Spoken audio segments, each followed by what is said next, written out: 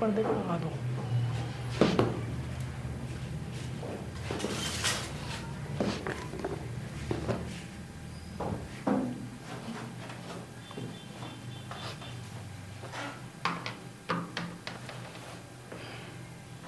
Science की book देना है, इंग्लिश ओ मैथ्स की, इंग्लिश वाली 9th क्लास की, बीच वाली, यही नीचे वाली। हाँ,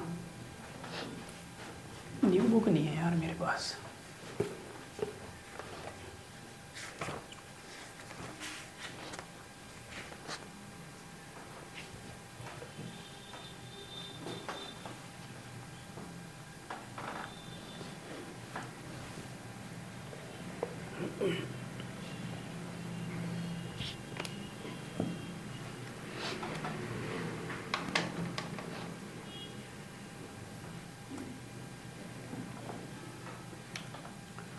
हेलो स्टूडेंट्स, आज हम 9th क्लास की मैथ्स की एक्सरसाइज 2.1 के फर्स्ट क्वेश्चन के सभी पार्ट्स करने वाले हैं। तो चलिए इस वीडियो को स्टार्ट करते हैं। पहले मैं आपको क्वेश्चन दिखा देता हूं। यहाँ पर लिखा हुआ है which of the following expressions are polynomials in one variable. क्या बोल रहा है, इनमें से कौन से, ये जो यहाँ पर नीचे दे रखे हैं ना, इनमें से कौन से एक्सप्रेशंस ऐसे हैं जो पॉलिनोमियल्स हैं वन वेरिएबल वाले, यानी एक वेरिएबल में पॉलिनोमियल्स हैं। तो मैंने आपको पॉलिनोमियल्स क्या होते हैं ये बता रखा है, वन वेरिएबल वाला क्या होता है ये भी बता रखा है अपनी इंट्रोडक्शन वीडियो में, यानी इससे पहले वाली जो वीडियो थी उसमें मैंने सारी चीजें आपको इस सेकंड चैप्टर से रिलेटेड बता रखी हैं, आप उसको उस वीडियो को देख सकते हो।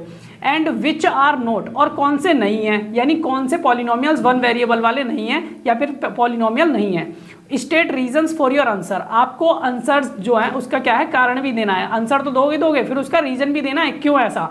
तो चलिए एक एक करके सारे पार्ट्स कर लेते हैं। मैंने आपको पहले ही आपके लिए पहले ही करके रख रखे हैं ताकि इजी हो जाए समझना और टाइम भी कम लगे।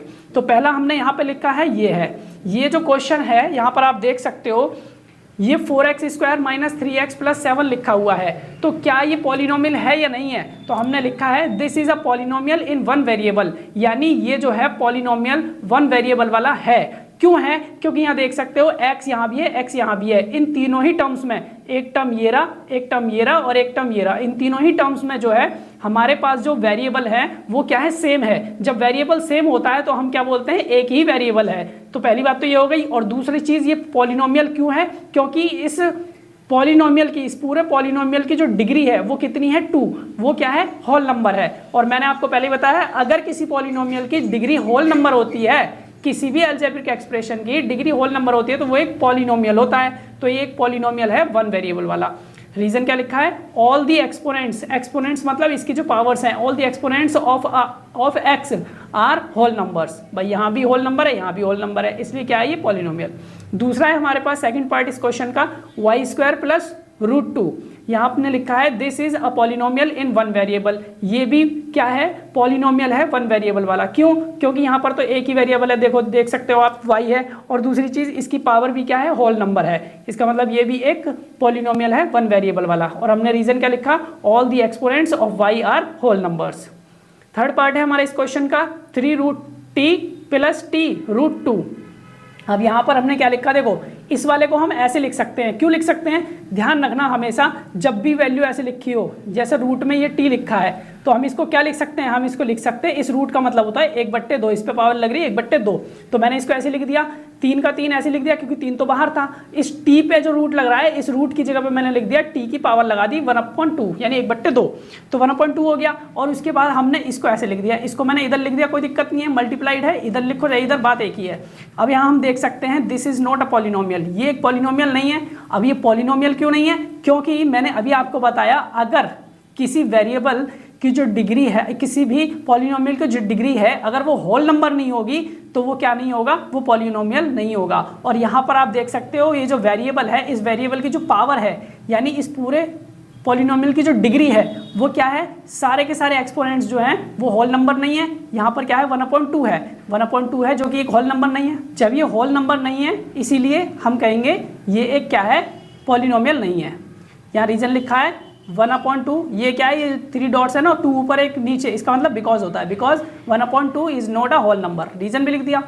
अब हमारा नेक्स्ट पार्ट है fourth part, y plus 2/y, और इसको हम देखो क्वेश्चन तो हमारा यहाँ से लेके यहाँ तक है, इसको मैंने इक्वल में क्यों लिखा है, क्योंकि हम इसको ऐसे भी लिख सकते हैं।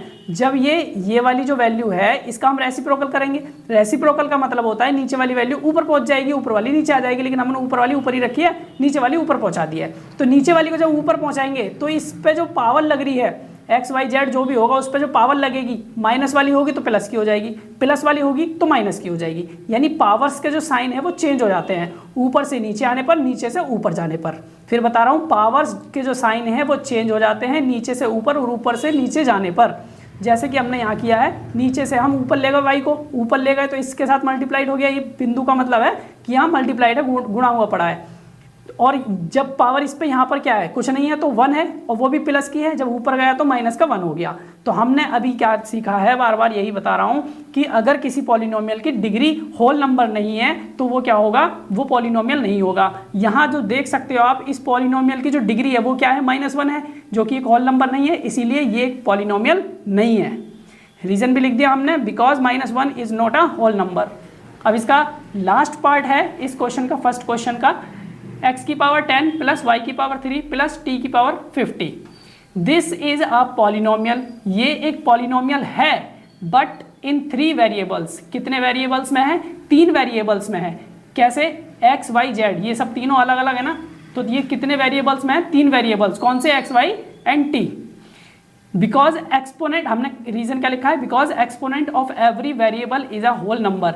ये पॉलिनोमियल है इसलिए लिखा है मैंने कि हाँ भाई ये पॉलिनोमियल क्यों है, क्योंकि एक्सपोनेंट जो है, इसके एक्सपोनेंट, ये पावर जो दे रखी है ऑफ एवरी वेरिएबल, यानी हर एक वेरिएबल की क्या है, होल नंबर है, इसलिए ये भी क्या है, एक पॉलिनोमियल है, लेकिन 3 वेरिएबल्स वाला।